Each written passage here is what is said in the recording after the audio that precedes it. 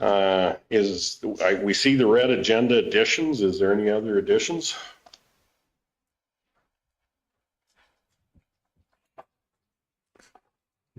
Give me a motion to move as presented. Council Stevens, you.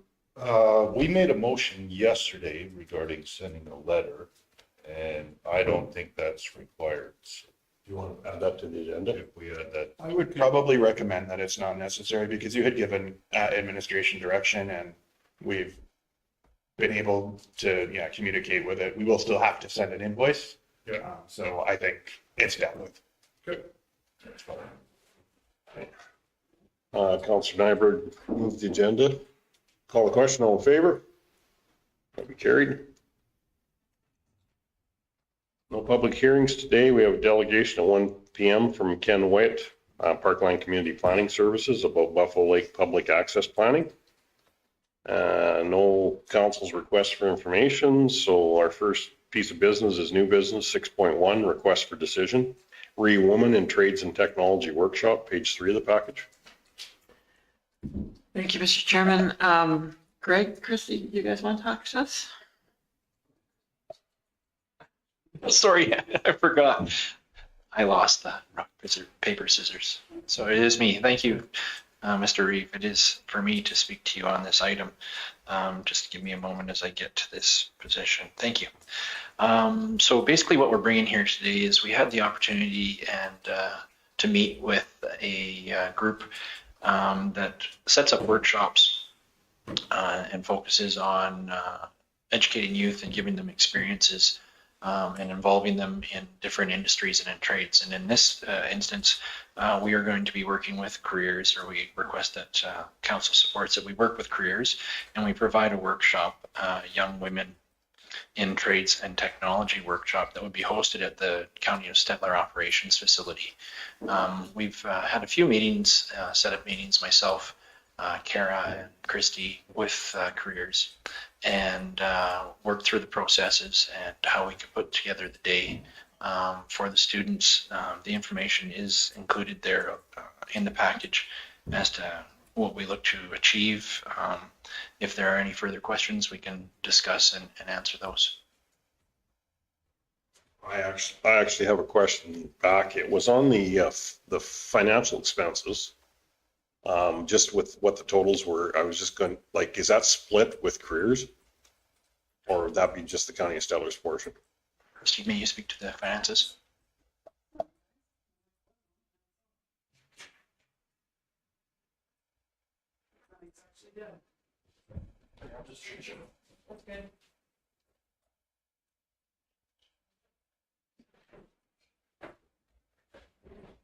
So currently Careers has actually applied for a grant to cover the majority of these expenses. We don't know the outcome of that grant at this point. And it's also our intention to collaborate with some industry leaders that could see benefit in the county assisting in offering some training opportunity to young women in trades. So to answer that question, should the county pick up the entire expense, it would be 34 and change, but it is our intention to bring that expense down through collaboration with partners. Thank you. Councillor Nyberg. Mr. Chair, I think this is a great opportunity to move forward. We'd actually talked a little bit about at one time doing something with the fire department too as well. I'm not sure if careers could help in that. I know, talking to some friends from other departments in other areas, their son actually did a part of his, it's not the green certificate, what's the other one? The RAP. He did it at the fire department. So I would imagine that these, maybe you can, is this the same place that does that? I think Courier wants to speak. If I can, Mr. Chairman, through to Councillor Nyberg. So actually, we will be working with the fire department. Troy, they are going to come out and be one of our stations. Okay. Work with the crew that we have there. So we are going to include them in this this workshop as well. If I can, Mr. Chairman, we have been working on the career fairs. Greg and Nikki and Christy have done a fantastic job. And the fire department comes with us, and they had a great response. So we're getting the best bang for the buck doing the career fairs through the school. So we want to continue that, and that's where we're picking up some of those kids. Yeah. I would add as well, if I can, Mr. Chairman. Careers as a group that works pretty closely with our school divisions as well, with the RAP program and those other extracurriculars. So I do think they are the right people to at least, if they're not the right people, they definitely know who the right people are. It is very proven too, like it is, I know 20 plus years ago, one of my daughters was Careers Next Generation, and it was through the hospital. So it's been a long-standing organization. Well, you'll have to use the other hand. It's right behind Andrew's head. I got big head, sorry. And to further Andrew's statement on careers being so involved in the RAP program in the school, the other unique opportunity that youth have with careers is they will match them with an employee mentor and provide them credits through the summer to help transition them into sustainable full-time employment. And it's quite a program they have, and it is something that we as the County of Stettler are investigating, participating in as well. One of the asks of this career fair is of this workshop is, should these students come and learn, will there be further opportunities for employability with the county? And that is an area that Greg has been investigating, is how to then offer an intern position through funding from careers to offset the salaries. It's quite an organization. Councilor Nyberg? I may get shot for this one, but is there opportunity for someone to work within the office setting, i.e. mentor with some of our esteemed office staff, not just the technical stuff? Should I duck? It does say Kathy loves it. Kathy loves it. I'm not, trades and technology, so yeah, I'm not opposed to the idea, and I'm not opposed to bringing an intern in, and I agree, because I get it. I hear it, believe me, 4 times a year from municipal affairs, that the experience in the county of Stettler needs to be passed on. But we're so busy that I don't believe that we could give any kind of, can we catch up a little bit on Shirley McCall? And then next year, I actually do have a vacant office that we could look at maybe. I think there still is a blank spot when you walk down the hall, isn't there? Well, unless I can get somebody to move into my office and they could just follow us around maybe.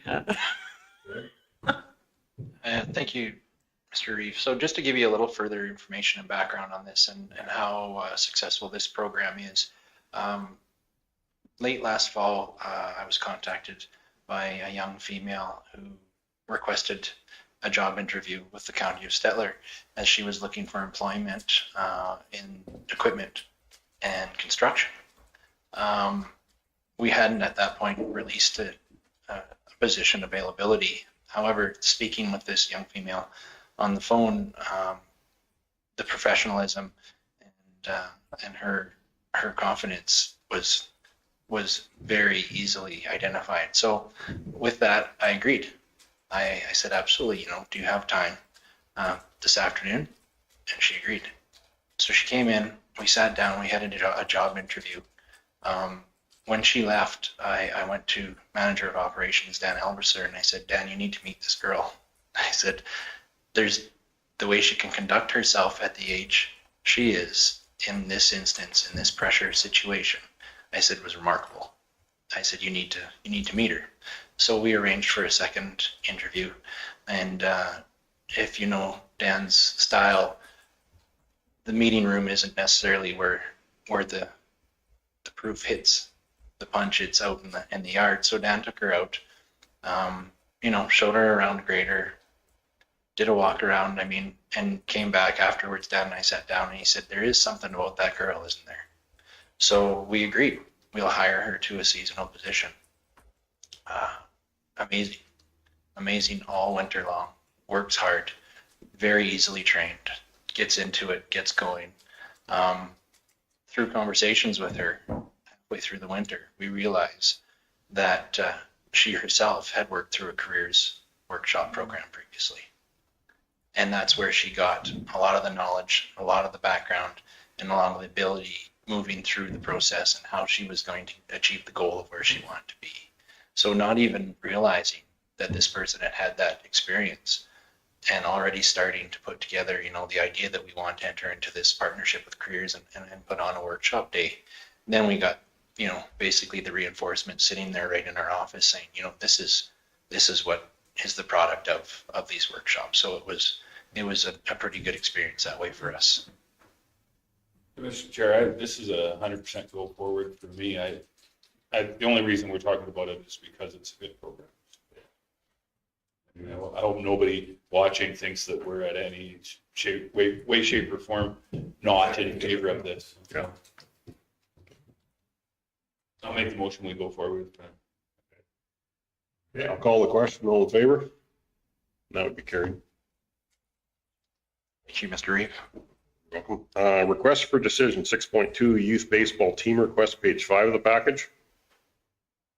Thank you, Mr. Chair. So this is a request that came in. Nikki, did you want to speak to this one? Or Sure. Okay. Yeah. We received this request after the community investment program was closed because they aren't aware that they're going to get awarded these things before, according to our deadline. So this falls outside of those parameters.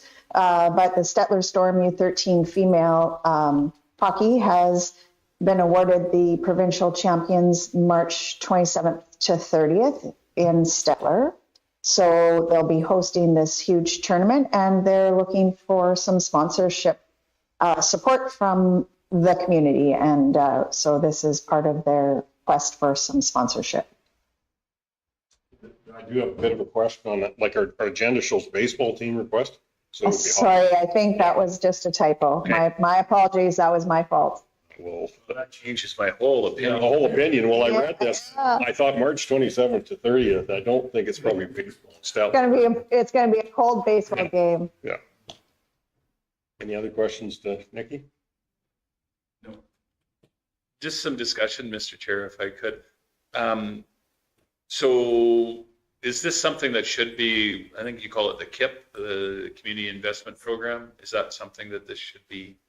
it should, but it missed the deadline. And then I think the reason it did miss the deadline is because they didn't know they qualified for it until after we had taken in the submissions. It's a kind of it's not an annual thing unless they're really super good.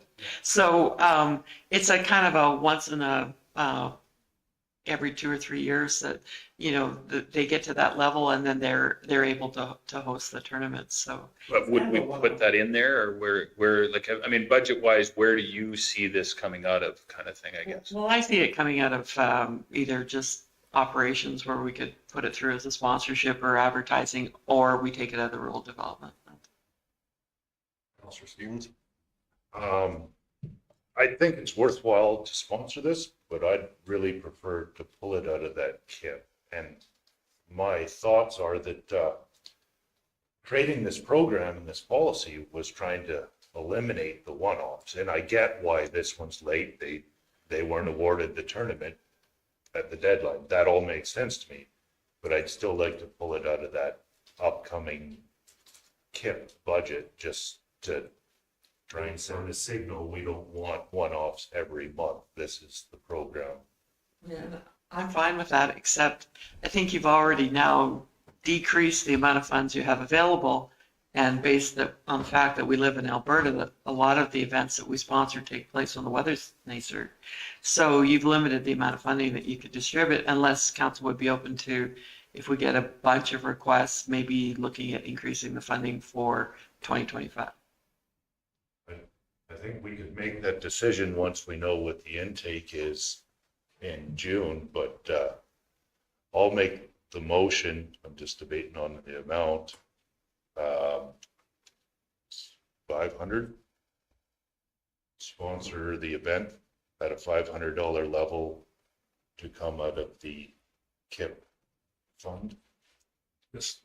I friendly amendment. I'd prefer the 1,000, and if depending on if we combine how we do it, because it is a provincial championship. Yeah. So it isn't, we are bringing a pile of people to the area, and we've talked about economic development in the past, and this does certainly bring people into our community, and particularly the town of Stettler, but I'll accept that friendly amendment. Councillor Jenner, Is the town looking at putting anything in also? no idea. I'll approach them because they're gonna be the ones that'd be benefiting the most from it. That will be them approaching the town, I'm sure too, so. We'll look over their fence and ask them if they're coming. And if, as you say, if that fund, we have enough events coming to our area and we have to look at adjusting that fund, then we say where the funds would come from. I mean, last year we didn't give out even 7,500 increments. It was, one was staggered and the other one was larger, so it's not something we haven't done before. Well, and if I could, Mr. Chair, and I think going to that, like CEO Cassidy said, we have a situation here where this isn't a regular situation. And in provincials, you have to, number one, you have to qualify for it. And number two, you have to be awarded. It's not like you're just, you have to apply. But it is not just a case of, 2 years in advance that this is going to be here. I know Stettler does a ton of provincials. They've done for boys hockey lots. I've ref provincials at a bantam level, and midgets. So this is good for us. It is a bit of a good news story that for the size of our community, the girls hockey in Stettler punches well above its weight. To get this many all-girls teams for a community our size is somewhat rare. Got a motion on the table, call the question, all in favor? That was for the $1,000. And that's for the $1,000 that's carried, that was the friendly amendment, yeah. Okay, 6.3, request for decision, Buffalo Lake Public Access Planning. 8 of the package. Oh, no, we have to move that till after delegation, correct? Sorry about that, That will go with the delegation. 6.4, request for decision, promotional support for County of Stettler seed cleaning plant. Mr. Chairman, I can speak to this. This is just coming out of yesterday's ASB meeting. ASB recommended that council fund the County of Stettler seed cleaning plant for about $2,500 worth of promotional support, including trade show booth registration, with the hope that it would be something that the bulk of that funds would go towards some sort of a mail out or some direct prompt advertisement that would reach our agricultural producers. So as ASB can't make unbudgeted expenditures, they brought forward for council's consideration. Yes, Councilor. So the budgeted amount that we have grant money for them is it $3,000? $3,000, which basically comes out of the Ag Service budget. And then last year, we gave them an additional $10,000 to assist them, and then some work in kind. And we're committed to keeping up the work in kind in 2025, but that's why I asked council if they would consider assisting them again with perhaps another $10,000 grant, because it sounds like they're not quite out of the woods yet, but they have made some amazing strides. Yeah, and just for clarity, there are 2 motions for seed cleaning plant funding. One is specifically the promotional support, which was a separate line item for a specific purpose, and the remainder, or in the second item, is that $10,000 grant top up.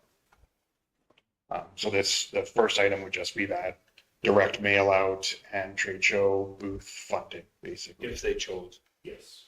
So I'll make the motion that we go ahead with the promotional offer to fund for a mail out and possibly buy a booth for them to be manned by them, but at their decision, up to the amount of $2,500. Questions, concerns? Call the question, all in favor? That's carried.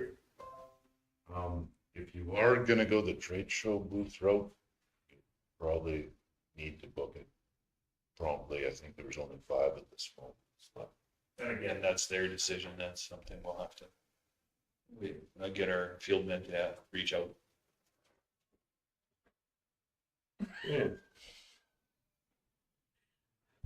That was an indirect request, but that I think everybody caught that, so. That was a good one, right over the bow. 6.5, request for decision, request to continue grant funding for the County of Stettler seed cleaning plant.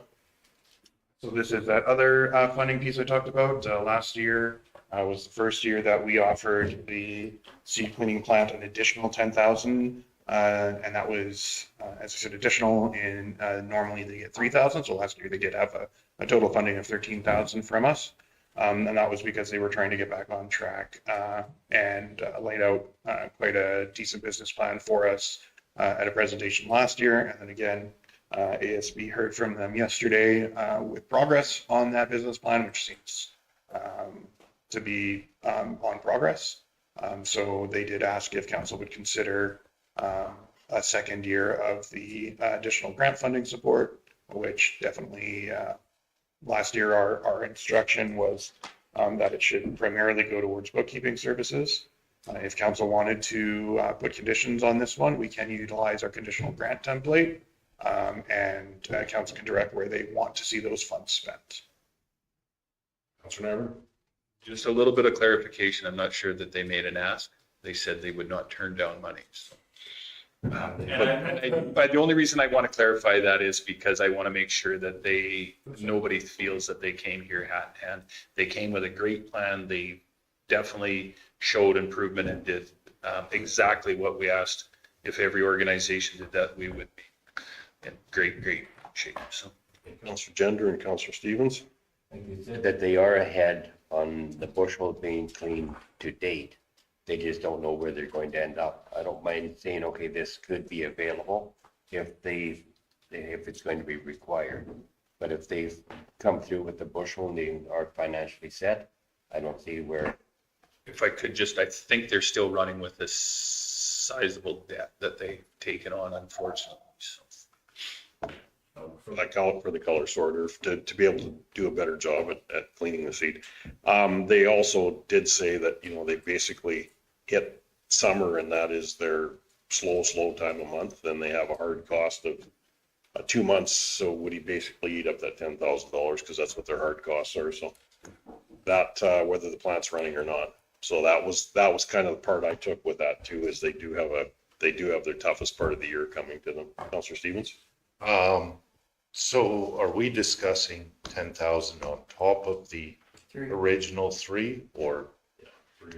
That's what we did last year. Yeah. Technically, you can just discuss whatever you please, but that is just what we did last year. Mr. Chairman, to move things forward, I'll make the motion that we donate again via grant with no attachment to it, a $10,000 grant to the seed cleaning plant, in addition to our already $3,000. So.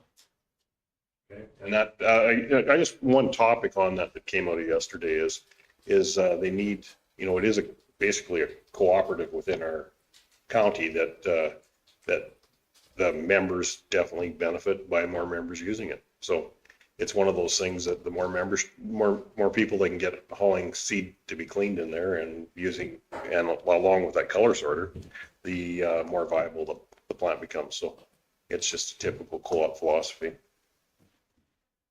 And just a note on it too is we are as it used to be. I don't know if we ever clarified that, but it was 1/3 members by a third, us by a third, and then the province, and the province basically. They haven't really released themselves, but they don't definitely do any funding. So it is part of something that is already in our asset base.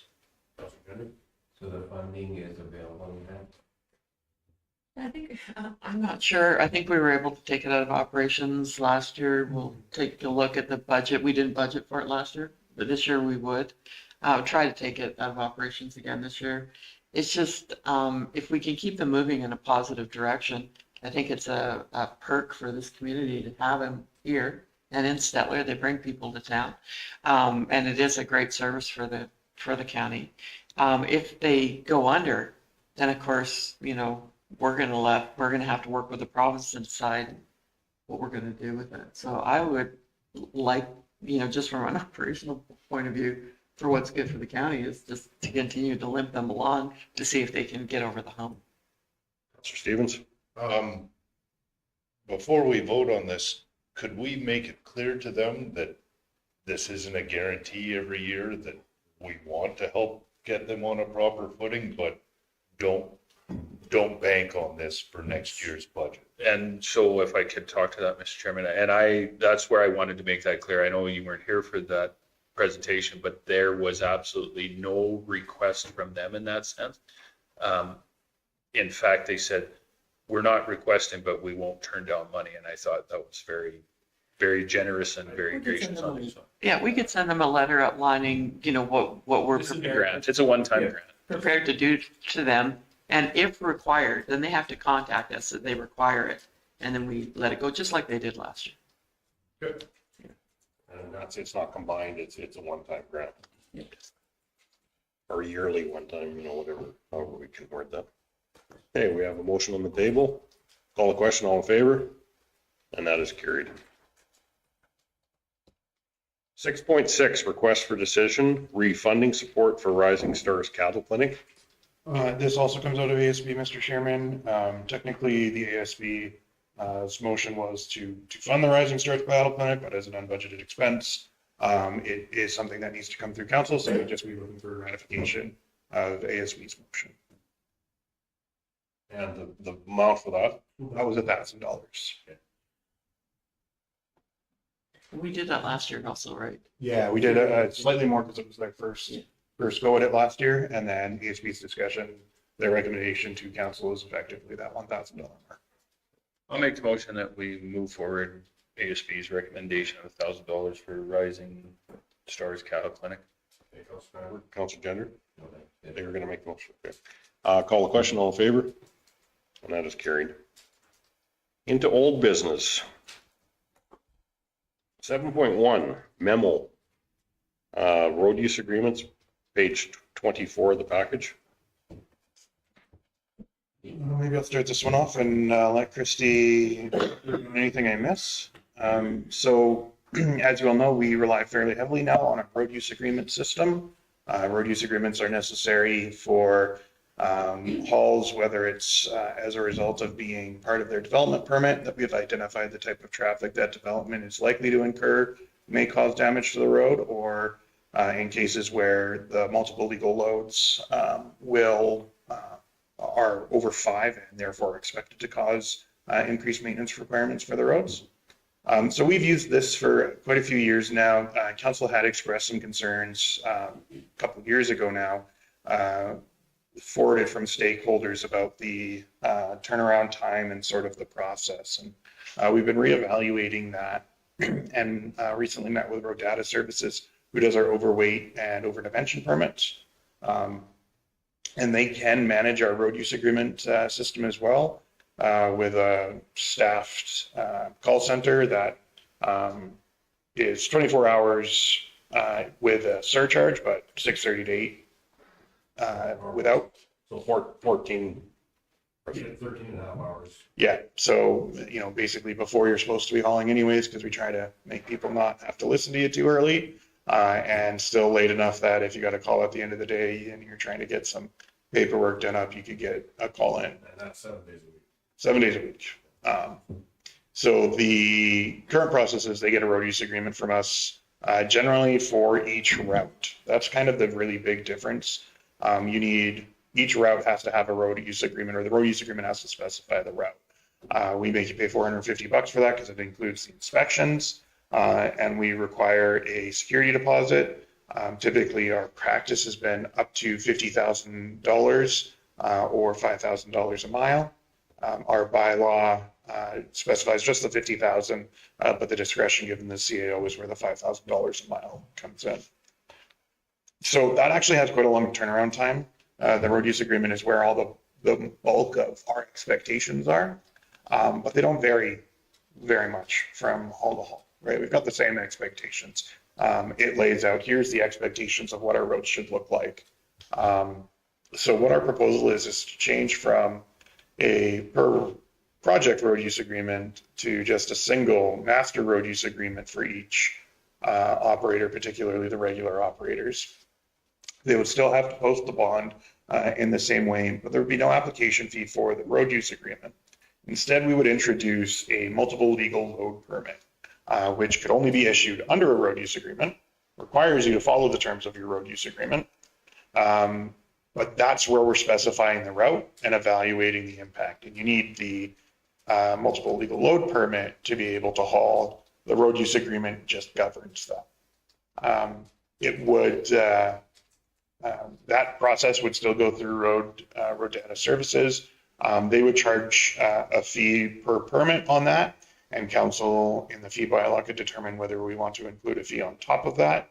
We're also suggesting that the applicant be able to conduct a self re-inspection.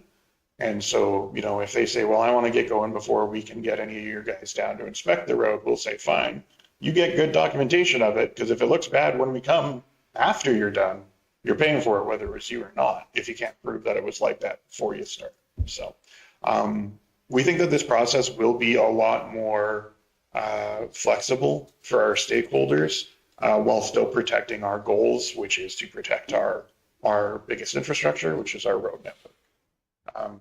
Similarly, we did confirm, because I know the question will come up, if there are other enforcement issues ongoing with a project or a development permit or a specific site where they're not eligible for a road use agreement or multiple legal load permit, we can suspend that. We would simply notify road data services, hey, MLLPs coming from this quarter can't be issued due to this enforcement order. We give it right to them so that they got somebody calling in, they can forward it on.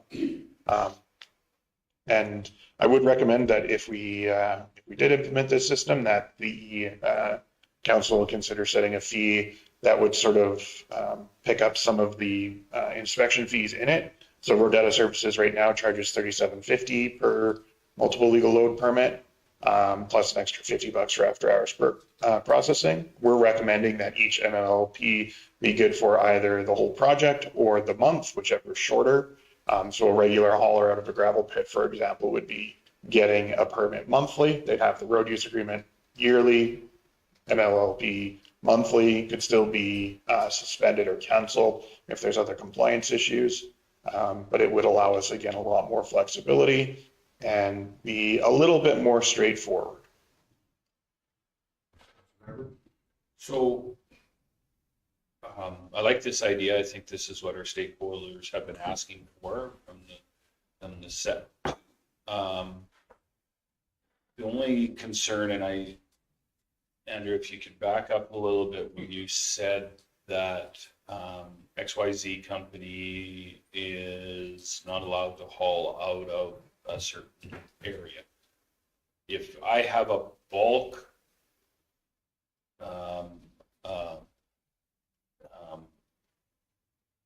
MLLP,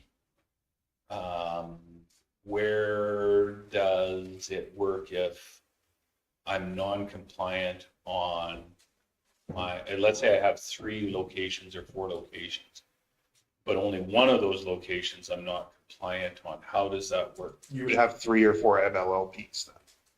Okay. Right, so the multiple legal load permit. So, and that works really well. Like if you think about our gravel haulers or some of our manure service guys, they're some of our really regular flyers. The gravel haulers are a good example. They'll have their pit, and so they always need a road use agreement currently, and in the future, that under this proposal would be an MLLP for the way to get out of their pit to the nearest provincial highway. From there, they don't necessarily need any further county route, depending on where their customer is, right? So that MLLP would be covered, and then they would only need, half-hour notice to get to their customer and say, okay, we want to tack on this bid. And if they've already got the bid posted, which is, if you got your maximum 50, or you've got a per mile amount and you don't have that many miles of MLLP taken up, you're going in half an hour, right? You turn around, you put your payment through, and Bob's your uncle. And so that's how you would have the multiple MLLPs. But then if there were an enforcement issue, we would say, suspend any MLOPs where the source is this legal and don't issue them until we lift this compliance order. And they pay the 87.50 to road debt. If it's after hours. If it's after hours, it's that much. If it's regular hours, it's just the 37.50 plus any charge that council might want to put on there. Road data would collect it for us. But if you wanted to recover the cost of our peace officers inspecting, for example, then you would want to put a surcharge on that. Just if I could ask one more question. then. If it's tied to this. Yeah, so that's what I'm asking directly about that. So I'll do the inspection myself. You can do the pre-inspection yourself, but you're not doing the post-inspection yourself. Councilor Stevens? So in that scenario you were describing, I have a valid road use agreement and I only need to do 2 loads. So this doesn't require this because that is under the 6 loads a day cap, right? 5, yeah, 5 or more required. So I'm good. I don't need to do a separate permit because I only need to take 2 loads. I'm covered under my. So that depends. It generally yes, that's the right understanding. So if I'm a gravel hauler, for example, I've got my MLOP to get out of my pit, but then I've got 1 load of gravel to take to a customer. And I got to go on a range road for that. Yeah, that doesn't require specifically a second multi-legal load permit. However, if you're saying, well, I don't have a road use agreement or an MMLP and I want to get into my pit, but my development permit says I need a road use agreement for the first truck, then that road use agreement will specify that MLLP is required for all hauls. So, it would work the same as it does now, effectively, is what I'm saying. Coming out of an intensive development, you're likely going to need it anyways. So you're going to be going the annual route with monthly MMLPs. So the annual is still an option? So the road use agreement would be annual, and then you would have basically a monthly permit. And that's basically because that would align with what sort of inspection frequency we would want on a permanent operation. Every permit then is for a month. So if they called into road data. The lesser of a month or the project plan. So if I'm a oil field company, I'm coming in to serve it or to abandon a well, and we're just going to be in and out in like 2 weeks, then that's all I'm doing. It's 1 permit then. Yeah. For multiple trucks. Yeah, and that's the thing too with the permit system. You can have a little bit more flexibility too with your subcontractors to be able to say, hey, yeah, these guys can be responsible for getting their own permits under the terms of my road use agreement. But they're going to be handling the logistics of their routes themselves. So I want to let them get their own permits. And at, $40 for the permit, it's all going to be part of the cost of doing business kind of thing and just forward it back and forth through invoices. So I'm moving out to a new construction job, need to haul whatever, 8 pieces of equipment, 1 day. So I would call into road data and get that there. And this is going to be in 1 day. And I'll tell them it's 1 day is all I need it for. Got a road use agreement? Not currently. We're going to get one. Do I need to then go back and get a road use agreement on top of it? Yes. For our bylaw right now and what we're proposing, that wouldn't change. Yeah. And it would be in some ways advantageous for them to be as accurate as possible with the length of time, because Then we I'm can only manage your hauling volume. for 3 days and I just, put me down for a month. And the damage happens 3 weeks from now and I haven't hauled in 2.5 weeks. I'm somewhat at risk. Yeah, but honestly, if you say, well, I might need a month, and then things go well, the weather's working in your favor, you guys are done in 2 weeks, you can call road data back and say, okay, we're ready to close off that permit, and that'll flag us. Okay, we'll do our inspection. In a case like that, they have to get their road use agreement. So those first to haul out 8 loads would still be like a 4-day window? It depends on what they've got, and whether they've got security in place. That's kind of the slower part for them, is getting the security in place. So if they're regularly doing business with us at all, they can have a master road use agreement and never worry about it, just deal with that annually, basically. But yeah, if they're new to us, they're an outfit that's not regularly working in us, and they've just been contracted by the Orphan Well Association to come in, then yeah, they're still gonna have a longer turnaround time, although we don't believe it will be as long as it is now, because we've got. Councilor Nyberg.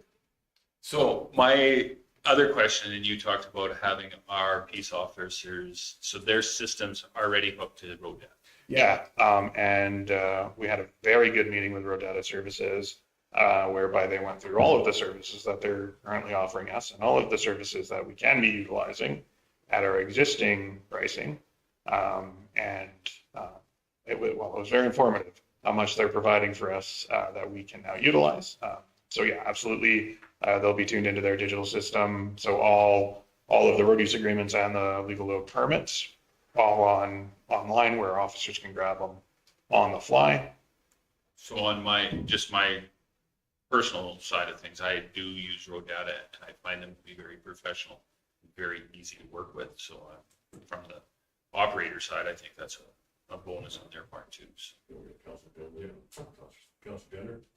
So in the case of, say, Councilor Stevens, when he says 8 in 1 day, can you split that into 2 days and four loads each, and then not even require? Under your current bylaw, yes. As long as it's not a development that NPC has assigned a condition that required a higher level of scrutiny for jobs like that. Thank you. Councilor Stevens. Under this proposed change, overweight loads would not be affected. Right. Because in a lot of ways,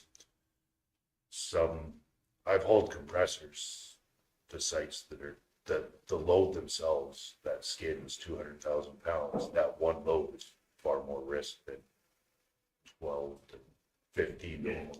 Yeah, so I can't haul overweight. This is for multiple loads that are already legal. That's why we call it a multiple legal load. MLLP. We need more acronyms. Well, I Bring it on. want because there's a accounting company. So we've discussed this as far as fee uptick to recover for our CPOs for inspection, et cetera. Is that part of the fee schedule, or do we need to discuss that today? Yeah, so I would appreciate guidance on it today. Just basically council's general thoughts. Because the next step for administration is, if you guys receive this for information, I'm going to take all of the discussion back and develop policy changes, bylaw changes for the general traffic bylaw, and bylaw changes for the fee bylaw. I'm going to need each of those regardless. So any changes you want to the proposed policy or any changes you want to the fees, I would appreciate the guidance on. So, Mr. Chair, I see this as red tape reduction, and I'm 100% behind it. I also think that there should be a change to the fee, but I would like to know what their cost recovery is, because I don't think it should, and the worst thing that a cost recovery is going to be when you're in one corner of the county in the far corner, and then you have a haul that is just outside of town. There's going to be a different cost recovery. I don't want to complicate it by saying, it's going to be a mileage, and then it's going to be an hourly, and then it's going to be this. I think we should try and keep it simple by just having one set fee, but I don't know what that one set fee should be. So,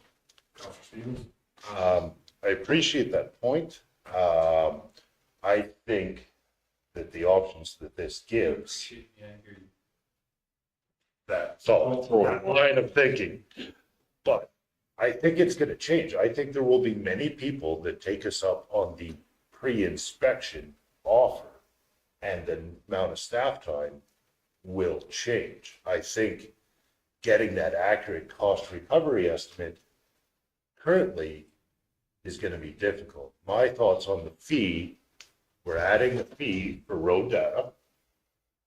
I would like to see our fee go down a nominal amount from what it is currently, and then give staff the year to evaluate where that's at for cost recovery, because we're kind of changing the rules on the amount of staff time that would be required. So if I could, Mr. Chair. Yes. Okay, so I said that I think I understand what you're saying there. However, the way that I understand it, that there is a pre-trip and post-trip inspection. Yeah. Correct.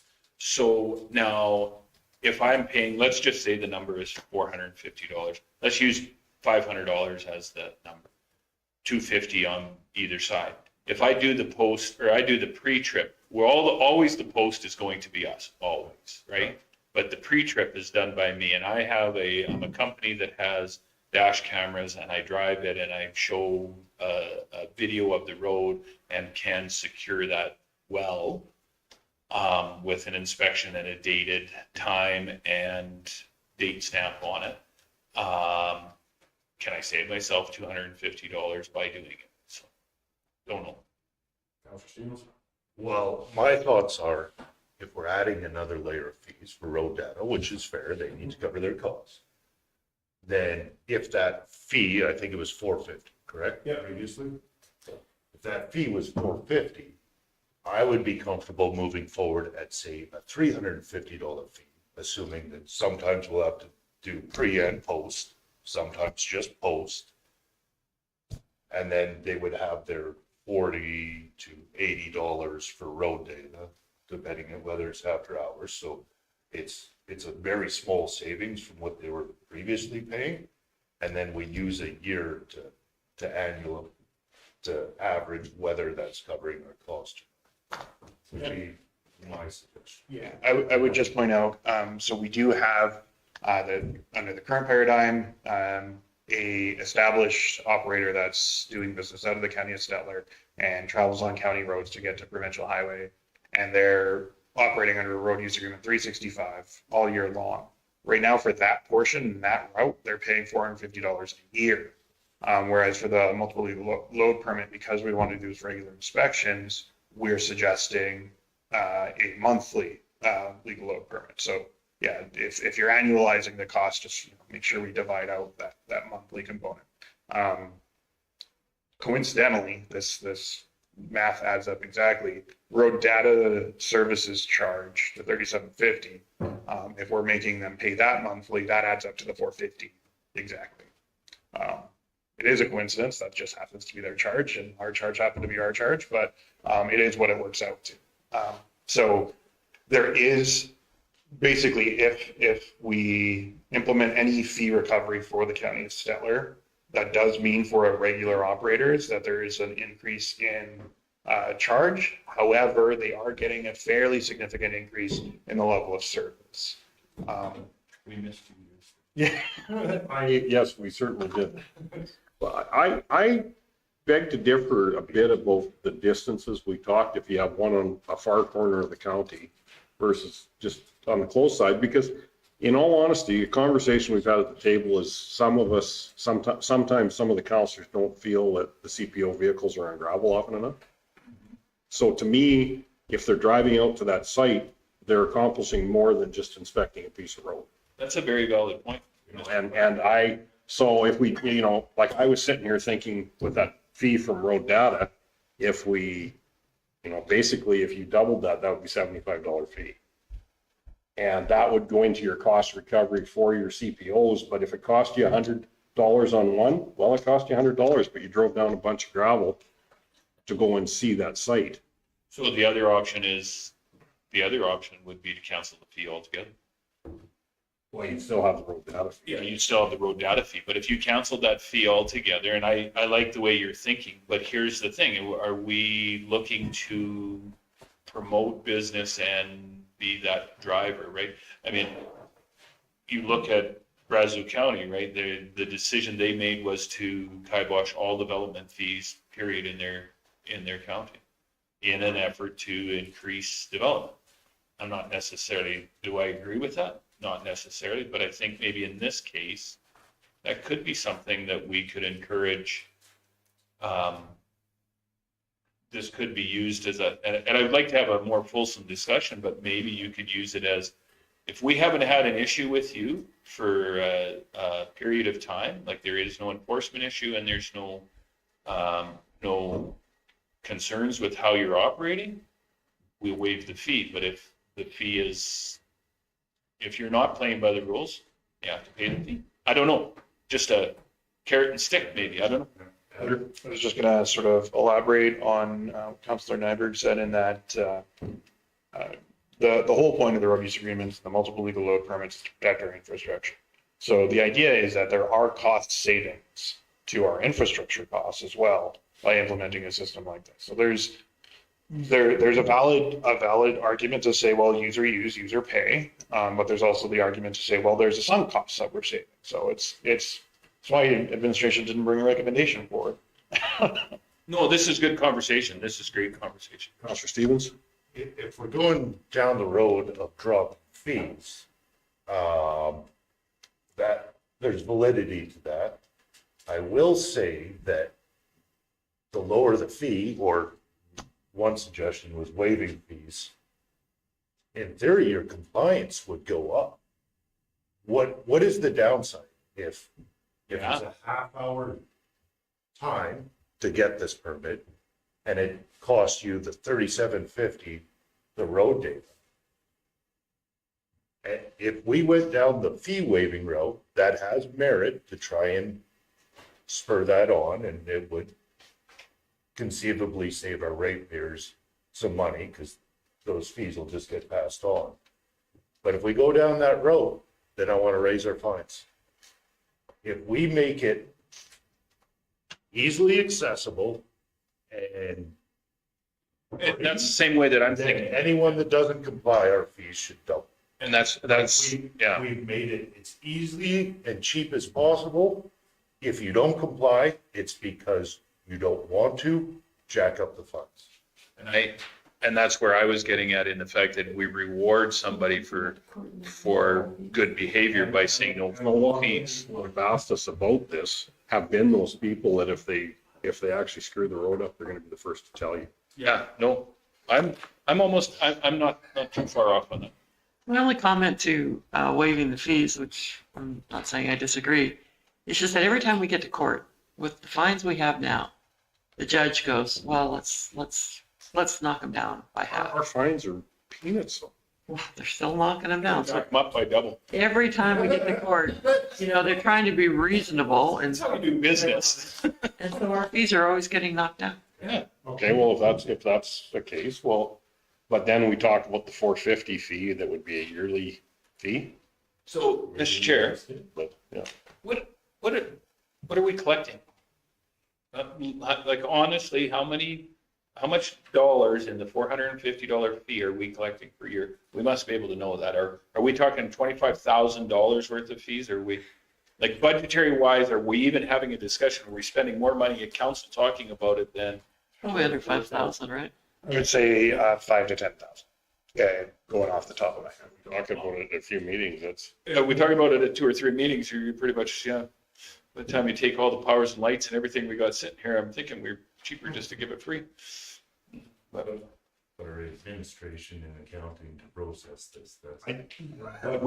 That's covered by the majority of the administration and processing fees would now be handled by road data, and that's in that 3750. I'm still under the process, and maybe we got to increase, if they're going to cut our fines, maybe we got to increase our fines till we second guess what they're going to cut them to, and that's what we want, because this is BS, because we're in charge of taking care of these roads, and then you got a provincial judge that could be the one that's saying that you're charging too much, and throw that out. So or it's something we lobby about to cut.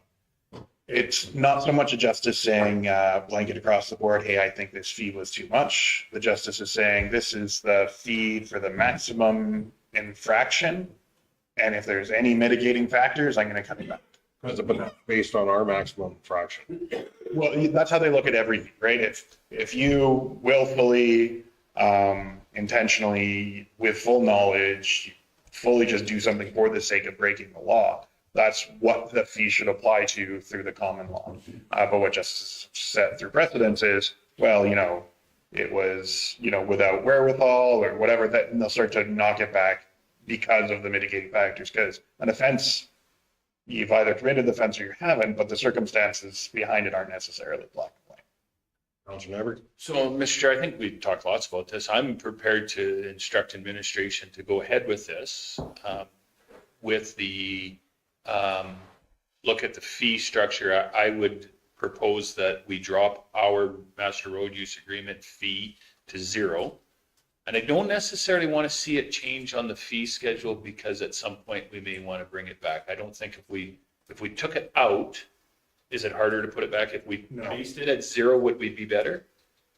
Oh, I see. You just want the line to say 0? Yeah. That's fine if you want to. Yeah, because at some point we may want to come back and say, we need to increase this, and then we don't have to change the. Yeah, it's some, I mean, that's more of a flavor thing. Some people will disagree with having, a nothing in a bylaw, but it also just helps with expectations. You've got an operator, looking to bid a job, and they're just flipping through our bylaws. They say, oh, hey, there's no fee there, rather than I can't find the fee. So go forward with a 0 fee, and then instruct administration to bring back possible fine review. Does that work for you, Michelle? All in one motion, or do you want to? So it's a policy update, a fee update, and a fine. General traffic bylaw, yeah. I'm good with that. I can accept that. I like this plan. I really think this is us, I think, working for our stakeholders and doing some red tape reduction. I see this from the operator side as something that's going to be, like, I won't say a game changer, but it sure will make their life a little easier going forward, while still protecting our biggest infrastructures. Yeah. And we still have the bonds in place to protect that. Yeah, I like this. Any other questions, concerns? Seeing none, I'll call the question. All in favor? Right. And I'd really like to thank Chrissy for having her input on this one. No. Hey, Just had to throw that out there. 7.2 memo, Regional Fire Station 1 renovations, page 26 of the package. Thank you, Mr. Chairman. Andrew will probably want to speak to this, but we requested that the regional fire chief give us a recommendation on moving forward with the proposed renovations at the Stettler Regional Fire Station 1. And so he did come back with some recommendations. We enclosed them in the package. I think Andrew's going to try and bring up a drawing, but just anxious to see where council would like us to start to move forward. So, when we modernized the fire agreement, one of the things we identified that was adding new staff to the fire hall right away. It created an immediate need for more office space. In addition to that, it was identified there is a deficiency in bathroom space for occupational health, which does require gendered bathrooms, and we only had a male gendered bathroom. And we do have numerous females on the department. So council directed at that point to consider renovations, and then the town led that project to put a RFP out for an architect. And so this is sort of a mid-project update as to where we're at. Just maybe split up the screens here. So the funding contributions have some recommendations here from the fire chief. He did list out the different priorities. Here. So 2, 3, and 4 are the ones that sort of follow from what we discussed regionally. So, and it's a little backwards to how we need to do it. So the office space is where it started, which would take the existing classroom space, which is on the west side of the building, and renovate that into an office and a bullpen area. It would leave the existing kitchen in place to save money, right? We don't need to move that kitchen that's quite nice. And then, of course, we need the female bathroom, which is 3A here, and a mechanical room to both serve the female bathroom. And as well, we have to remember that we need all services to this building to stay live whilst the renovations are going on, because it is an emergency services building. So being able to phase it out so that new stuff can be built, stuff can be moved, and we're never have any space that we can't occupy, and any services that are down is going to be paramount. And then lastly, of our two things is now, since we've cannibalized the classroom space, we do need a space, and admittedly at the same time we need a slightly larger space than we have now. The building has always been, the administrative side of that building has always been quite narrow. So that classroom space can't accommodate a lot, even though it's quite long. So with it being reutilized for office space, which is a bit of a better fit, the proposal now is to build a classroom space. And that's the orange in the bottom here, with the light orange being the bathrooms and mechanical space. So build it such that it could be converted to a bay in the future if necessary. And quite nicely, the size of one of our bays is a good fit for a classroom for the number of firefighters we're seeing, with a bit of room for growth. And then lastly, the town has identified a need for their new engine. It sounds like they would like to, they've got 2 engines now. It sounds like they would like to keep those 2 and add the third. So they're looking at space and the blue there for an additional bay for their equipment. So, and then lastly, the regional fire chief did identify that a exercise he would like to do, if it's possible, is to compare the cost of from doing it now and then versus, and in 10 years from now, renovating that classroom back into a bay versus doing it all at once and just build the bay and put a classroom on top, just as a costing exercise to see whether that's something that the councils look at and say, well, maybe it makes more sense to do now.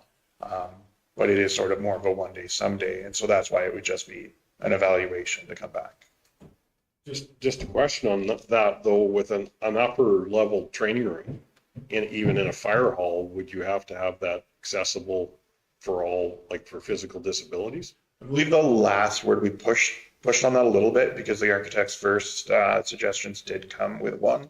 But I think because they moved the bathrooms, they would keep the bathrooms downstairs in both plans. That's the only part of the building that needs to be publicly accessible.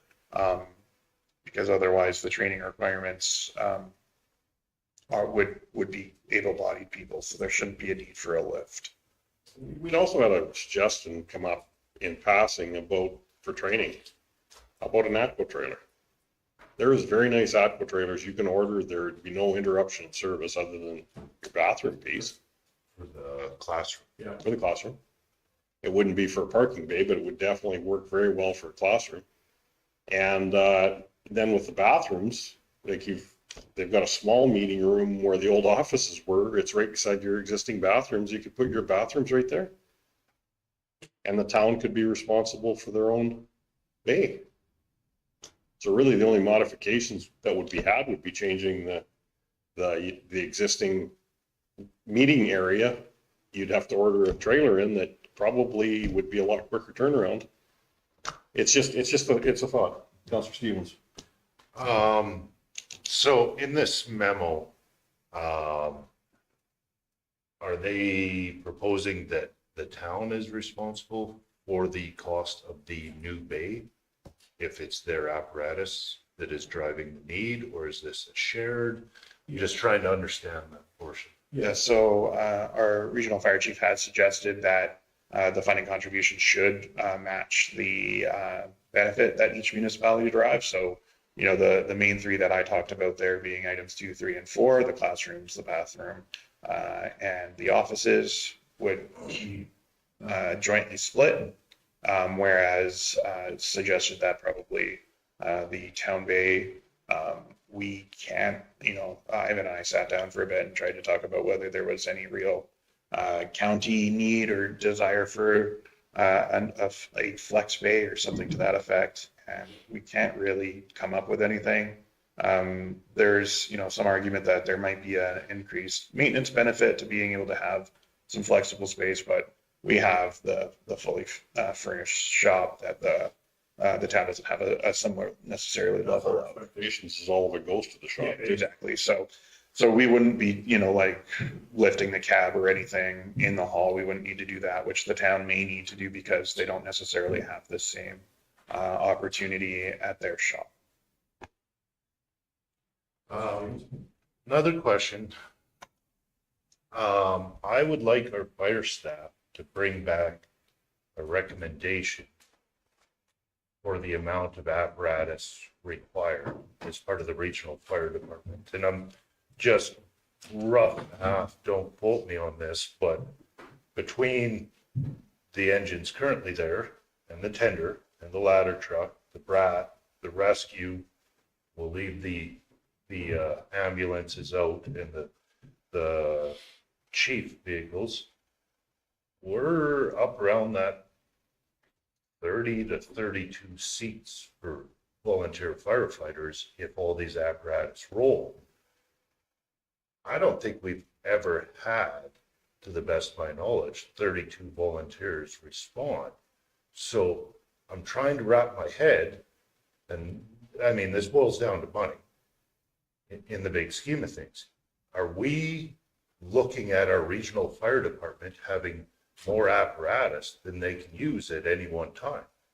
And if the recommendation is having one spare, I mean, that can make sense as part of the regional fire department. We've seen how long repairs can take, but I'd like to know how often all these apparatus roll, because if we've never had every engine roll, I'm trying to understand why there's a need for an additional. Well, and you have other engines that can roll within a half an hour or 20 minutes.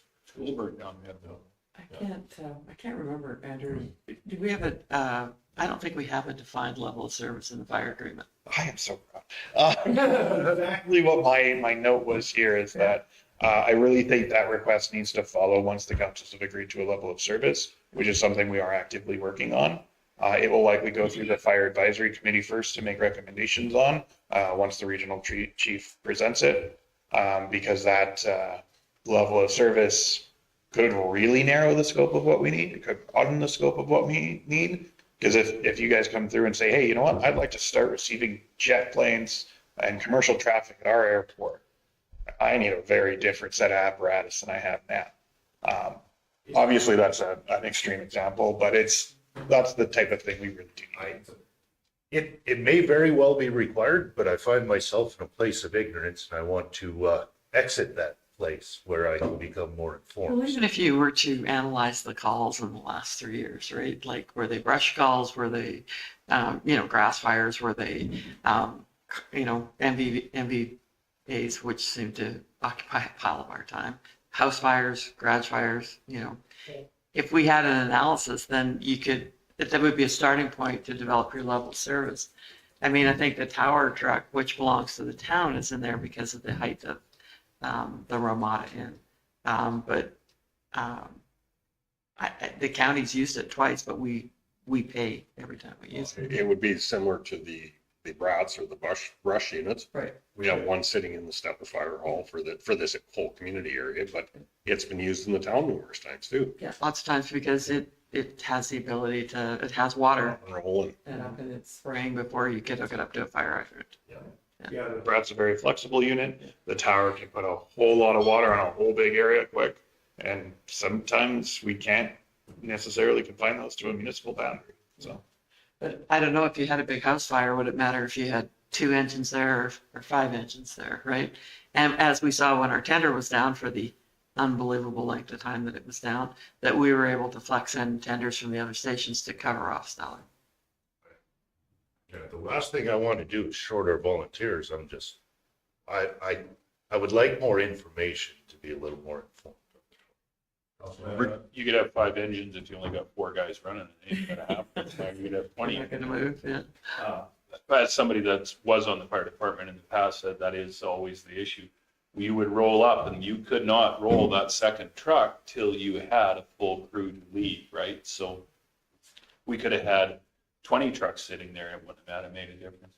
Just a great exercise of the level of service. Yeah, so the two comments I have, and I may get shot again from CEO Cassidy on this one, and my wife, if she's listening at home.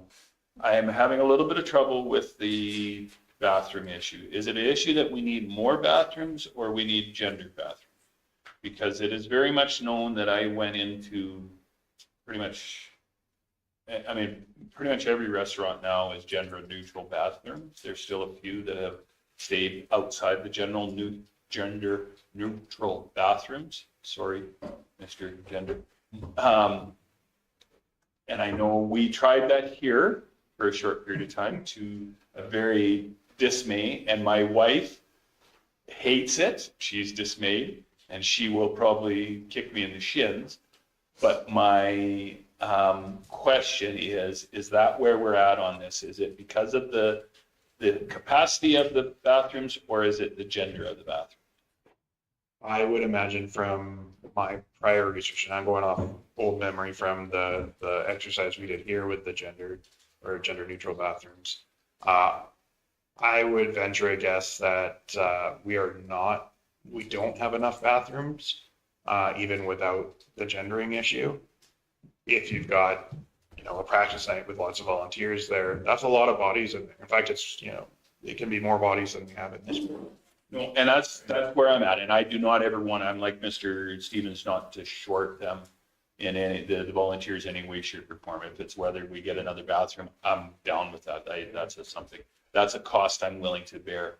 I think as well, what we need to understand from both sides of the town and from the county, those days of us being able to just go out and willy-nilly have budgets that are very, have a lot of fat on them are gone.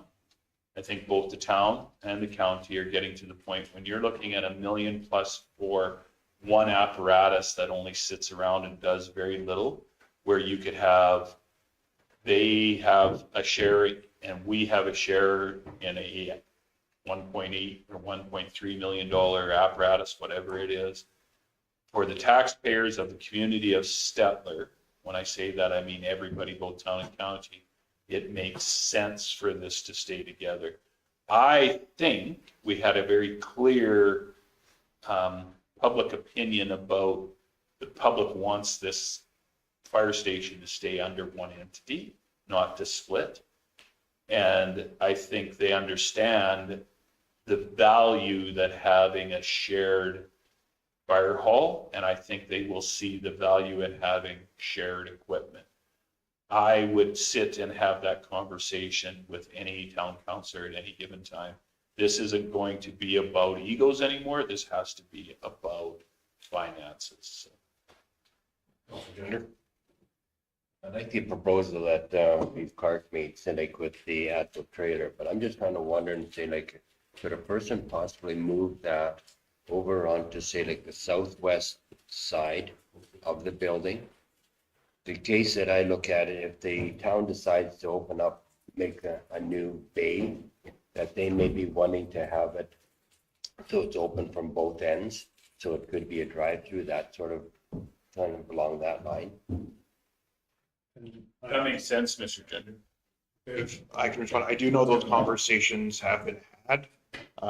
So I don't necessarily want to step on the toes of the architects and the different stakeholders that have been participating in it, but I don't think that does reach as high of a priority for these guys as we might think. Obviously that would be very inconvenient for a lot of things, but yeah, I know we've chatted with Ivan, and that's just not come up as a priority for them, and I don't necessarily want to. So look at, say, like with that classroom over next to, say, like the original classroom that we have there, the access between them could be opened up. So that, if I could, Mr. Chairman, Go ahead, Councilor. that begs the question, if we had the actual trailer, it could be back by the tower. set up and had on that site over there, not even part of that, if you had the classroom, it doesn't necessarily have to be part of this. I don't know, I'm just saying, that makes sense for future plans. It may make sense to have a separate classroom, just a thought. I would just, I'll let you know what the first feedback on, let's get an ACO trailer for the classroom is going to be. And it's that they are using the base for training as well, right? They're back and forth. And when we're trying to convince them to train in -30 weather, it is generally kind of nice to not make them trek back and forth inside outside as they're going through stuff on the truck and then back into the classroom and not. So the value of that obviously is not my place to say, but it will be a significant point. Most fires at that point are also, you have to be outside though too. Councillor Stevens? I was just gonna respectfully disagree on the bathroom topic. The nature of a fire hall emergency services, it's not strictly a bathroom. Showering, change, and you're talking about a time sensitive, so it's not gender neutral, lock the door and leave half the platoon outside waiting. That's what they're doing now, I think. This is where I fully support that. That makes a ton of sense to me. And I was going to remind council, we moved off the bathroom topic, but that, yeah, showering is important. It's not a pre-call thing. I'm not worried about showering taking up a lot of time. But after a call, especially a big structure fire, there's a ton of contaminants on you. You should be showering before you leave the hall. It's not necessarily that everybody's going to do that because they're going to take their own evaluation of how much contamination they think they have. But it's responsible for us as the municipality to make sure that all of our firefighters can properly disinfect before they leave. I was trying to politely say that Councillor Nyberg was wrong, but you did it for them. That still could be answered though, looking at our existing office space and putting showers there right adjacent, a bathroom right adjacent to the other bathroom. Did it say that showers? So, and that's just some questions back because it goes back to what council has said though, is for community. You know, all our funding, you know, we're all talking about tight budgets. So. Well, we could do a copy of your decision or your inquiries and send it to Ivan and copy the town so that they know what direction council's thinking. Yeah, but the actual trailer is not to downgrade anything. They do have practices that we were sold that when the tower was built, how much they were going to use it for practices. So it could cover both. And when you're really doing your practices more out of the shop area or the fire hall area, that's where you meet basically. So there would still be that full opportunity in both cases. So to me, it's dollars and cents. Any other questions, concerns? Councillor Stevens? I'll move that we receive for information And request the administration to to bring back additional information and cost. That's okay. Yeah. Okay. Councillor Gender? Should this be put on to say like the next fire committee? It might be premature. I think with the feedback we've got so far, it is evolving, and it's the councils that are on that, the town and county councils that are ultimately going to be taking the brunt. This was more of a mid-project update, and to make sure if we need any course corrections, we consider everything fully. I would leave it to Ivan to decide whether he is at a good point to bring back a update to the next fire advisory committee. The addition of another engine for the town, like where do we take that discussion? Because if we can save money and basically save bays in there, is that the next council meeting or? Yeah, it is. That is definitely a town and county council or take the direct capital costs. The updated village and summer village agreements will have some capital components in it, but I don't foresee that being a direct capital so much as a generalized capital component. So I don't think the villages would necessarily be part of the decision to approve or deny apparatus. We could also send a letter to the town from you to Sean, the mayor, requesting their consideration of a joint purchase and get it on the table. I would send it to all of council. I think one council, the other. I think we should look at that because I think we did have a little bit of discussion at our last meeting, but I think we should send that as a, hey, it's the options on the table. We're willing to go into this with you guys, right? They may be sitting over there thinking we're not willing to do it. So I think that's a conversation via email or a letter that we send to their council from our council as a whole. Let's not assume they're sitting over there going, no, they don't want to do it. Councillor Stevens and Councillor Gender. The timing makes sense. If they're looking at an expansion, we might as well at least have the conversation about shared apparatus before we add on to a hall that may or may not require it if we decide to share. I think we'd have to find out, but I don't think they've ordered the new engine yet. They're still in the speccing stage of it. And if it was to become a joint use engine, you'll have to correct me if I'm wrong, it's going to have to be geared to take water from tenders and not just hook up to a fire hydrant. But now's the time to make that ask, I guess. Because it makes sense. It saved them, not only would it save them the bay, but it would also save them half the price of an apparatus. So yeah, I can't see them going, no, we're not doing this without having a good solid look at it. And the architectural costs. Oh. Yeah. Councillor Gender. Major savings here. The only thing that really come out of that committee, like when we had that meeting, was that, okay, they almost felt as though we had blindsided them on some things. It was like when you're suggesting now, okay, we send it to every council and that everyone is informed prior to. Yeah, and I don't, and we just got that information too. So, I mean, At that time of the meeting, it was just, I think everybody felt that way a little bit. So it wasn't administration. It was just timing. Yeah. timing and a lot of information to get through. Okay, so we have a motion on the table. Do we need a second one for the letter or is that, do we need to? I don't think it would hurt. Okay, so we have the one motion on the table from Councillor Stevens. And call the question, all in favor? I would make a motion to administration to send a letter to the town administration and all of council exploring the option to purchase jointly an apparatus that we would cost share in and see if there's an appetite for them to go down that path. Okay, call the question, all in favor? And that would be carried. Okay, consent agenda items.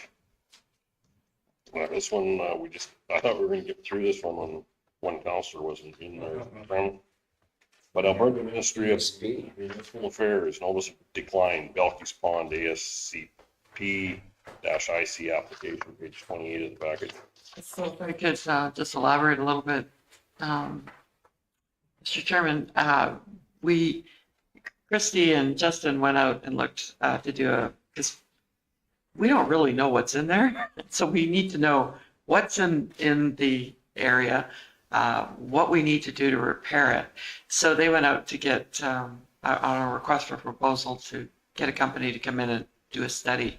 We awarded or not awarded, but reviewed that the request for proposals closed a week after the grant, deadlines for the grants, a week later.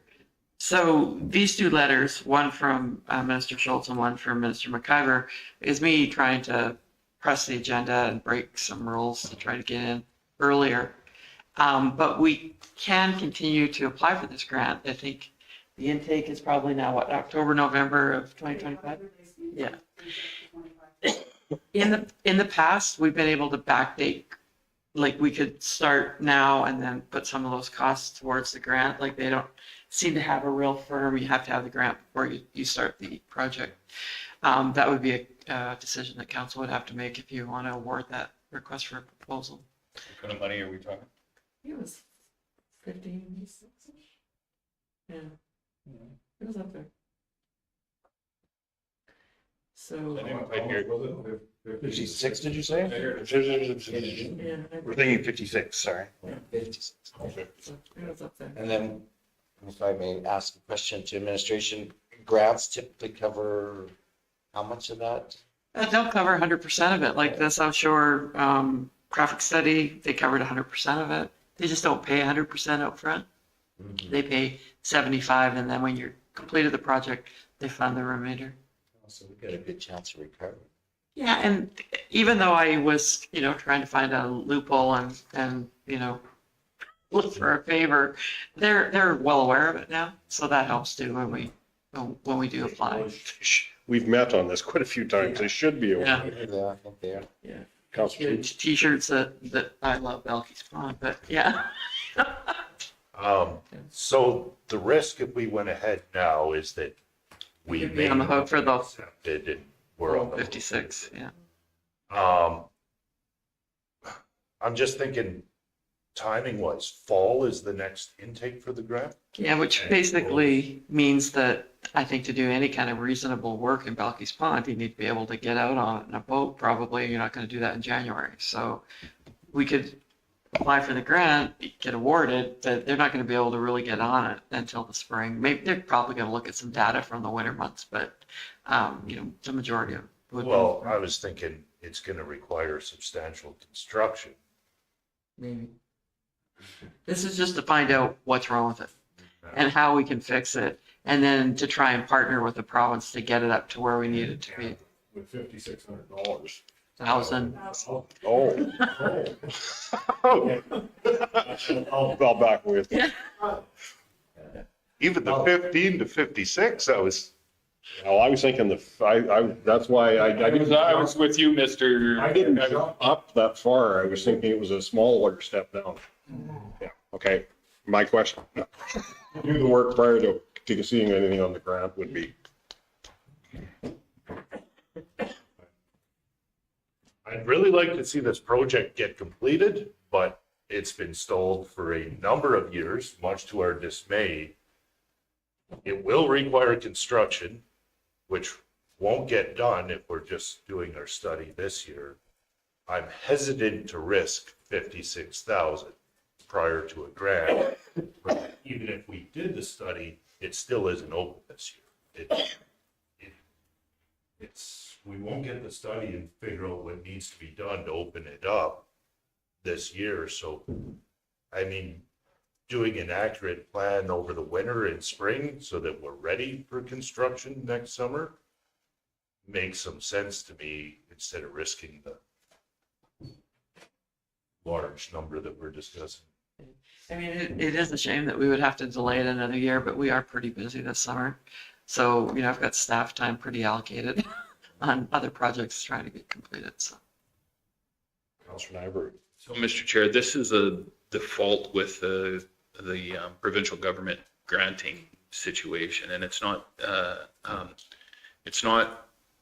at all an anomaly with this one. And for example, when you're doing senior housing, you have to do all the architecture plan and everything. And we're talking in that case, sometimes we're talking $500 to $1 million of pre-planning just to put the submission in for the lottery that you may not get. And what ends up happening is that study or that architectural plan goes 2 years, then it goes 3 years, and then you're up for the draw. I say draw, it is a lot like getting your hunting license. So your draw is, okay, yeah, we're going to build the lodge in wherever that particular place is. Well, then you go back and they say, well, your architectural design and the plans you gave us are not up to date. You got to redo that. So they basically throw that out and you're spending another $100,000. That's the flaw with this. If we're going to spend $56,000 on this study, not get the grant in the fall, are we then a year away? And then they go, well, you need to resubmit new plans and we're going to be at another $56,000. It is a serious, serious problem that they have with funding these things, and the provincial government, they need to take a long, hard look at changing this because it's across every gamut that they're dealing with where they do grant funding. Counselor Gender?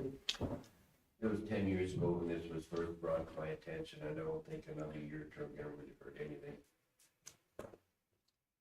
Counselor Stevens, and then Counselor Stewart. I was, as much as I agree with your flaw in grants, the flaw on this one is actually elsewhere, in my opinion.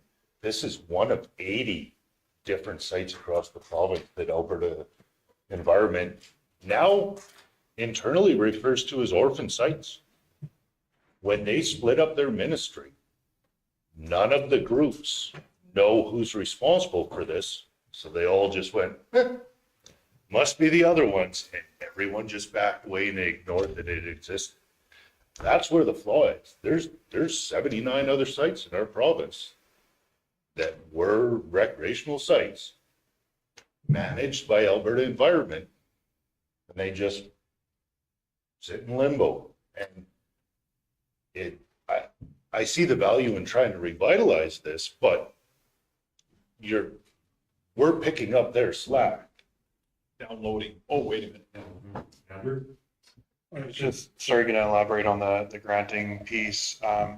Transportation anyways, I don't know about the other ministries, did encourage at our last, when we met with them in the regional service commissions for water granting, they did encourage that when we complained about, hey, yeah, the plan gets stale dated, the OPC gets stale dated, you know, that's a lot of cost to incur first. They did encourage splitting up and seek first the grant to design and seek second the grant to build. So that is the approach that administration has effectively taken here, is that's the study bit first. So we will get a grant to do the study? This is the grant. This would be the grant to do the study, and then once we had that study, we would be saying, okay, we need a grant to do it. Just like with a water line. With the government, I'm here to help. With the water line, we often risk the design fees. We spend a lot on engineering, even just to get to a technical memo phase. And then because they're always asking for shovel-ready projects. And that's kind of what we threw back at them.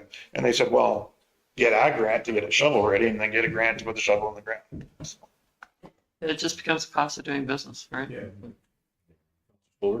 Yeah, I know it's frustrating and disappointing that this has been going on for so long. And it seems like such a convoluted authority chain with this one because it isn't under just one ministry. So you can't lobby one ministry. And it's been a difficult go. And I guess as a county, we felt that if we knew what it needed and what it cost, our chances of getting something done or something, commitment, I guess, would be a lot easier than just say, you need to fix this, because, I mean, it's not our property, but it does serve our residents in a number of municipalities that neighbor us, residents, but I don't know, we've lobbied lots on it, I guess. I would hate to see this lobby effort stopped, and I think this is the next step, is the feasibility study or whatever the amount that's going to cost. Like I think several people mentioned today, we've been before government, various pieces of government on Belkey Pond before. It's a well-known name to them. So hopefully one of these days something gets done about it. It's a shame we missed this deadline because it just delays it one more time.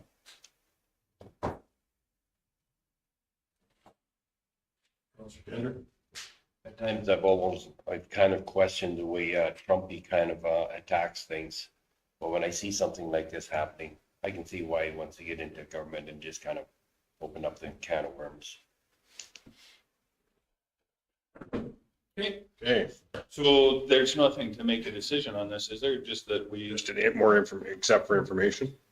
it's a consent agenda item. Once it opens up, we'll move. so the question I have, the RFP that we did, are they going to be willing to hold that till, like, typically you only get a month, but will they hold it till? I'll get there was 2 bidders. I'll get Christy to maybe reach out to them and see, just tell them what we're up against. Explain the situation to them that what we're up against. They can't be new to them, because if they're working in the government sphere, they understand how crazy it is. hopefully they would do it because nothing worse than it comes back. Counselor Gender? Make that motion and proceed for information, please. It would be both 10.1 and 10.2, like one's from or Minister McIver and one's from Minister Schultz. Receive the consent agenda items for information. Does admin think it would be helpful to send a letter to the infrastructure minister? Yes. One, because To whoever. To whom it may concern. yeah, unfortunately, when we get up there to lobby, we're in a room where everybody's looking at one another going, well, are you looking after that? Well, maybe you should contact this guy. Maybe he's looking after it. So you're going around that. Will be now. To whom it may concern. A strong General delivery. opinion of what needs to be done. It's a lot easier to go to the government and say you need to rebuild the dam, or you need to rebuild the gate, or you need to blow it up. Like you need something concrete to put in front of them. Okay. We have a motion on the table. Call the question to accept the consent agenda items. All in favor? That's carried. Okay, our next, prior to our delegation is 11 is our start of our in-camera session. So if I can have somebody motion us into camera, and Councilor McKay, call the question. All in favor? And that would be carried.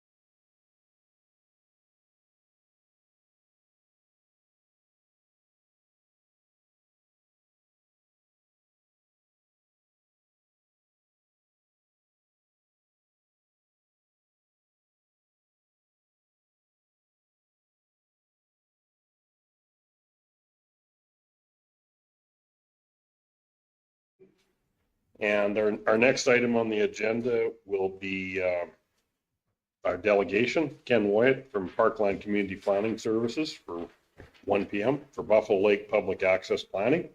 And the second thing we'll do is introductions. So we'll start with you, Gregory. One, Greg Jackson, Director of Operations. Michelle Hoover, Legislative Assistant. Ernie Gender, good morning. On the gate. Larry Clark. Justin Stevens, good afternoon. Les Stuhlberg. James Nyberg, Counselor for Erskine South Ward.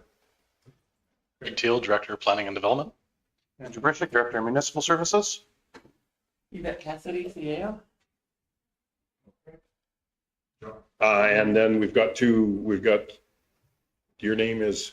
Oh, I'm Peter Ward. I'm a representative for South Shores Projects and Buffalo Sands. Peter Ward. Yeah. Okay, thank you, Peter.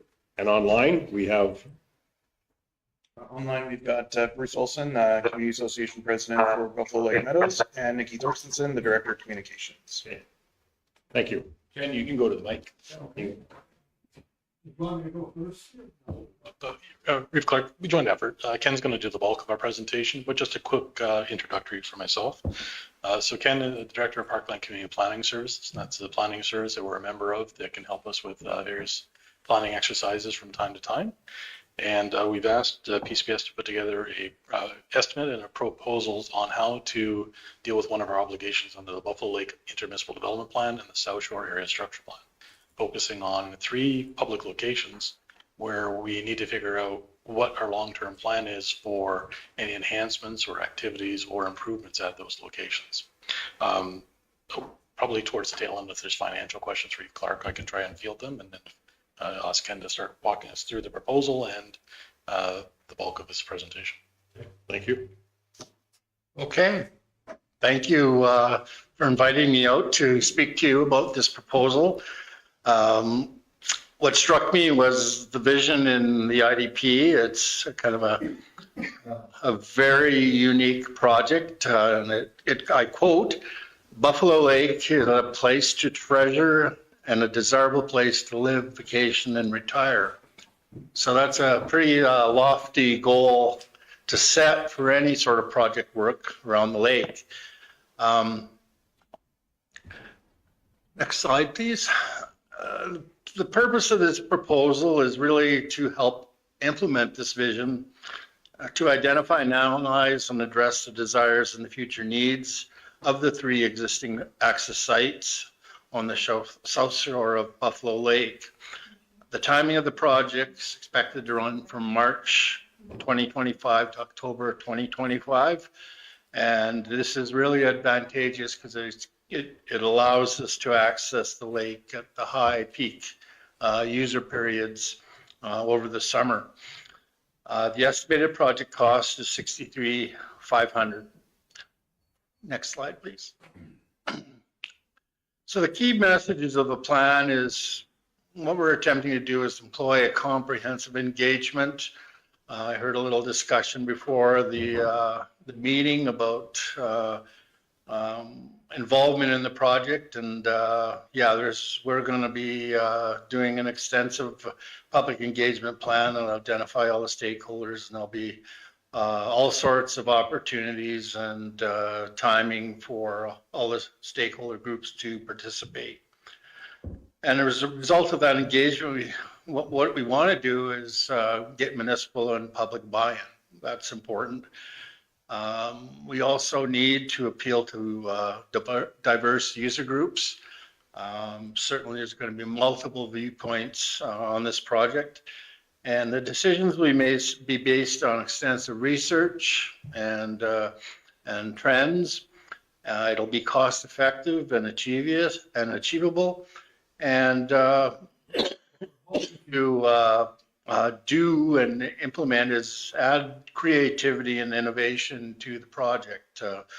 Maybe we can have some fish scale sidewalks or some lighting, fishing pole lighting or something like that. We can, what we really want to do is do a really top-notch design for these sites. Next slide, please. So the first slide or site is Scenic Sands, and it's the lower southwest of, from Roshan Sands. It's delineated by that yellow boundary, approximately the area that's involved, and it's about 13.4 acres in size. The next, site 2, next slide, is Buffalo Lake Meadows, and it's adjacent to the provincial park and the summer village of Roshan Sands to the east of the first site, and it's about 6.9 acres in size. Next slide is the Buffalo View Estates location, and that's east of the other 2 sites between the summer villages of Roshan Sands and White Sands. And this area is about 4.7 acres in size. Next slide. So here's the breakdown of the project. It's basically in 4 stages or phases. The first phase will be to background research, mapping, trend analysis, prepare an engagement plan, and a recreational needs assessment. And the second phase will then focus on engagement, implementing some of the engagement strategies, and from the research and engagement, developing programming, design programming, and then design options, and then an evaluation of these and costing of these options for each of the sites. And phase 3 is final concepts. So that's where we have made some final decisions on what the design will be and what the plan will be and what the cost will be. And we'll start putting that into final packaging. And we have another opportunity for engagement to review those final plans before taking it to council. And finally, phase 4 is the council process, where we go to council for presentation and approval. And so that's basically the project in a nutshell. We are under the understanding that this is going to be a very extensive and comprehensive approach to this process. I live at a summer village, so I know the viewpoints that can be around Summer Village. I've been there for 25 years, so certainly there's no shortage of viewpoints that when you look at development around the lake. And of course, all of our municipal and provincial regulations that we'll have to address dealing with the province on Lake Shore, just to address the 3 pillars of the built environment, the natural environment, and the social environment. So we'll be leaving no stone unturned. So we're really looking forward to this project. I'm an architect as well, so I've done a lot of design work. My colleague is also an engineer, so he has lots of experience in sort of building various structures and facilities. So that's the essence of this project, and we're very much looking forward to getting started on it. Thank you. Thank you, Reeve Clark. So just in terms of the overall price for the work to be undertaken by PCPS, Ken has mentioned, it's $63,500. I do want to point out at some point in the process, we'll get to a point where we have a lot of ideas on the table, and to help us make some choices on that, we'll probably circle back and say, should we get an independent cost consultant to now step in and help us with that? So that is not reflected in that number as of yet. In terms of financing of the project, the proposal is to fund it, if council approves it, out of the Buffalo Lake South Shore Reserve Fund. And in the RFD that's in front of you, we try to give a current accounting as of today's decision, where does that stand in terms of money we've actually spent versus commitments, such as the 3 grants to the community associations in the same area, so that we don't kind of account for the same money twice.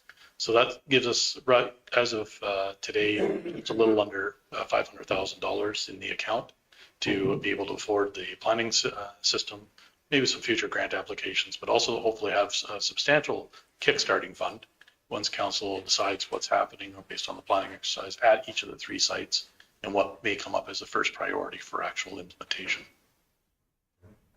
Questions, Councilor Nyberg? Can you bring up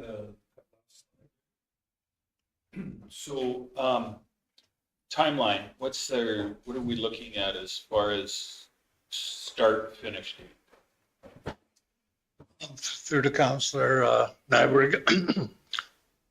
We're ready to go on this in March, and we're hoping to have some designs for the community by June, July. Okay, that's good, because that is typically our big push of when we have the most people out in that communities. Councilor Stevens? I really like the idea of trying to get ahead of the curve and have a cohesive plan in place before developers are knocking at our door, and then we're somewhat scrambling under a time crunch. And if we have a cohesive plan done up front, I mean, it is a requirement in our IDP to have these plans, but it does give us the ability to explain to our developers, hey, you're providing this much demand. We anticipate X amount of contributions for public lake access. And that gives us a more informed standpoint, as well as a lot better background when we have these discussions with developers. I do have a question why we are doing this solely for us. And the reason I bring that up is up until now, it has been a community project, if you will, as far as lake access goes. Everyone uses every lake access, and I'm wondering if we're being a little bit short-sighted in the sense that there may be better bang for our buck expanding, say, the White Sands one. We've participated with them before. Is that a greater value than trying to create a new one? So that's my question. Are we too narrowly focused on this? Reeve Clark, I would certainly say when I asked Ken to put together the proposal, I did focus on the areas that the county does control. And that's not to say that we can't do further work with our intermunicipal partners. But that is kind of building still on the theme of our decision to separate the IDP and have the South Shore area structure plan to begin with. And we do need to figure out, in my view, what is happening on our side of the line, and the areas that we do control. But again, I don't think that means that we can't still have those conversations with our partners on areas that are outside of our jurisdiction and may also be of equal benefit. Similarly, as this process unfolds, I don't see any reason why the summer villages can't provide their input on what the county is intending for our 3 sites. And when you look at the history of the development of the area, it's always been, it's probably fair to say that of the 3 municipalities that are on South Shore, we do react to different impulses and different imperatives. We're still motivated to have answers for the development community because we have a large portion of our growth node to still grow, whereas our neighbors may not have the same degree of motivation. So again, I don't want to say that there's no room for intermunicipal cooperation. I think there is, but I think we also have to move ahead and make sure that we're able to manage our own lands and then have that as context for our intermunicipal partnerships. And that's good clarity, but I think part of this too is, and I don't mean to say it in a negative way, but I don't think it's our job to go into the other communities up there, White Sands, Ocean Sands, and tell them what we expect to do. I think this is us looking after our own first, taking care of our own house. And then if they come to us, I'm 100% behind participating. If they come to us and want to participate in this, I'm sure that we will have lots of crossover conversations going back and forth for sure as well. But I think we could all sit there around the table and look at each other, but I think somebody's got to move forward. And I think this is, like you said, let's look at our stuff first. And then if they're wanting to do something there, I'm 100% behind it as well. Mr. Stevens? I I don't necessarily disagree with that, but I thought we were going to get more value if we took a broader scope with one added benefit, that if it was multiple municipalities looking at this, would we then be eligible for an ACP grant to cover the costs similar to our South Shore traffic study? And I don't disagree with that either, but I think the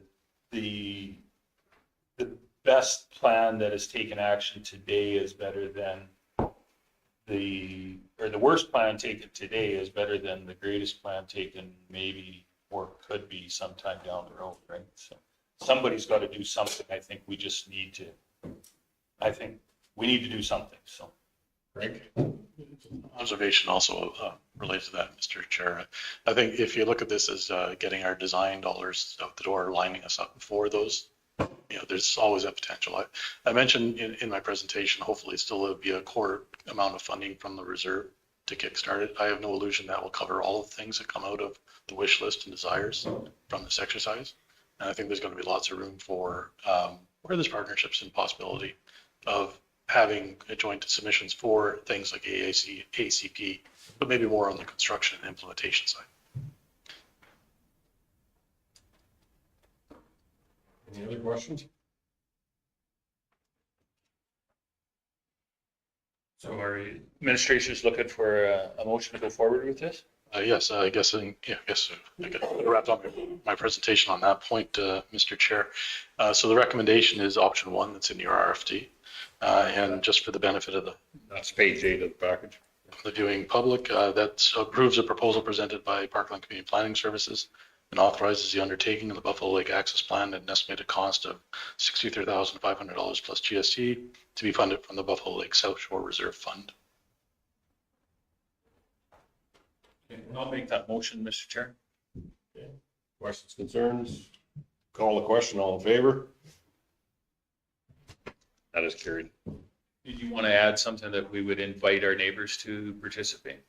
Well, my preference was to invite them and seek an ACP grant, but my read of the room was there was not an appetite to kick this can down the road for that length of time.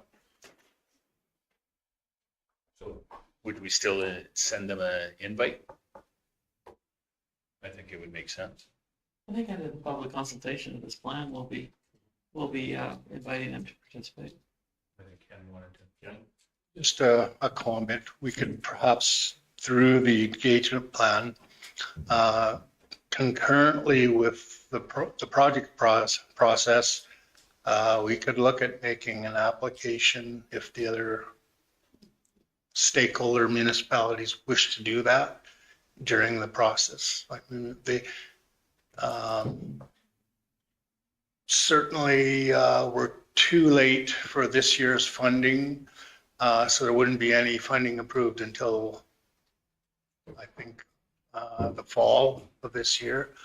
But just knowing it can always be applied for construction or whatever at the end of the process. But if something's done, if there's a desire to do it, PCPS is flexible enough to make it happen. I think you work with both those municipalities as well, right? Yeah, well, White Sands isn't a member, but we talk a lot. But Roshan Sands is, so that's a good point, I guess. Yeah.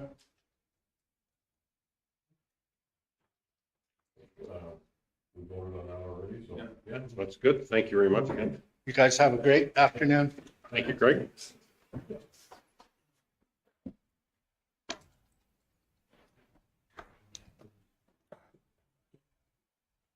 We will be heading back into camera if I can.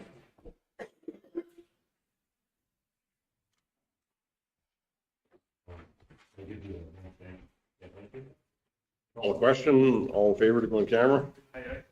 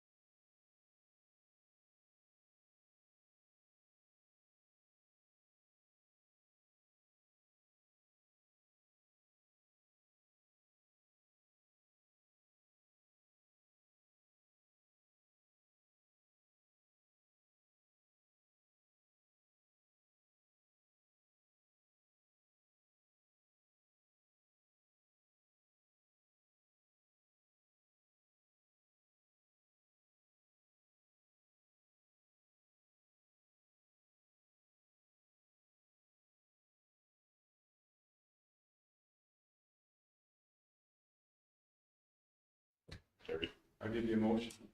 To adjourn? 100%. No, to, what about the fire line stuff? Motion. It's already gone. Okay, Is it, that's fine? Yeah, it's just a letter of sense. So more motion for adjournment is fine? yes. Next meeting's March 12th. Oh, next meeting, yeah, okay, thank you. Next meeting, March 12th, I hope we have full attendance. In our calendar. Call the question, all in favor?